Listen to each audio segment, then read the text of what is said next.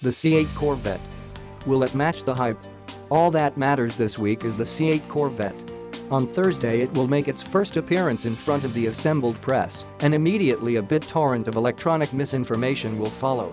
It will be tweeted, Facebooked, Reddited, blogged, vlogged, and barfed out as if a massive electromagnetic pulse was emanating from GM public relations. It's amazing how fast a press release can be badly rewritten by 300 or so media outlets. Yeah, CD will have its coverage too. Comprehensive, authoritative and in something approximating English.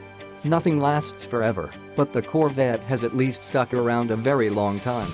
Remember that it started in 1953 not as a calculated business decision, but as a show car built to goose interest in what was then the incredibly boring Chevrolet brand, though brands in the early 1950s weren't the grim, overcalculated, psychologically tested assault on consumers that they are now.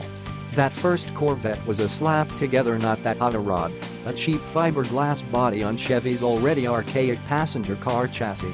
That first Corvette wasn't an engineering tour de force like the contemporary Mercedes 300 SL, or the next step in a glorious sports car tradition like the Jaguar XK120. And it wasn't spindly and delicate like the MGTD or TF. It was closer in spirit to the chopped-down street race cars being cobbled together by self-sufficient guys, many of them World War II veterans, playing around in garages to keep themselves busy after work. After all, back then a 17-inch, black and white GE television cost $289.95, the equivalent of $2,781.60 in 2019, while car parts were cheap and creativity was free. Of course the Corvette has evolved a lot over its first 7 generations. But it was always something accessible. Most of its mechanical bits were always closely related to what Chevy was dumping into station wagons and pickup trucks. It was never priced to keep it exclusively in the hands of the wealthy. Practically every local Chevy dealer had one on its showroom floor, and even today, used Corvettes are dirt cheap. Old 1984 to 1996 C4s can be snatched up for under $4,000 today. Often well under $4,000 in the seedier corners of Craigslist.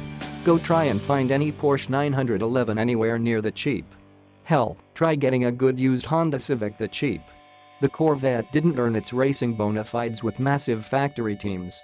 One of the greatest early Corvette campaigns was mounted out of Washburn Chevrolet here in my hometown of Santa Barbara, California, and Bob Bondurant made his bones driving cars like the one pictured atop this column.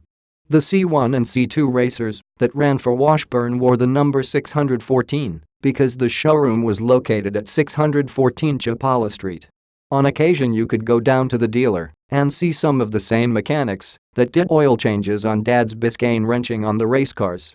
GM and Chevrolet have always built the Corvette, but it is how they've been used, abused, raced, modified, and cherished by Americans that have woven it into American culture. It's Dirk Diggler's orange 77 growing ever more decrepit as he dissolves into debauchery and desperation in the 1997 movie Boogie Nights. It's John Greenwood's wide-body racers during the 1970s roaring through IMSA. It's cruising boulevards, running gymkhanas, getting groceries, and commuting in a two-seater that's not quite like anything else in the world. It's taking a sick dog to the vet in a vet. These and 1.5 million other reasons are why the Corvette matters as a cultural touchstone. Maybe all that will change with the new C8. Even knowing as little as I do now, this is obviously a radically different Corvette. Its engineering is more akin to what Ferrari and Lamborghini have been selling than it is to any previous Corvette. It's hard to imagine that more of its substance won't be less mechanical and more electronic. How many local Chevy dealers will build their own race team around it when the C8 makes its big splash this Thursday? Interest in it will spike, and for at least a few moments it will be the most interesting car in the world. But how long will that interest last? Will all the inevitable hybrid and super-duper versions that follow in the next few years be enough to keep the Corvette's place in the American soul? Does America's video game and social media-obsessed soul still have room for a sports car? This week is all about Corvette hype. But in a few months we start figuring out whether this new car has any relevance in this very different world. It's not 1953 anymore. Like it or not, the C Corvette is a big leap for Chevy.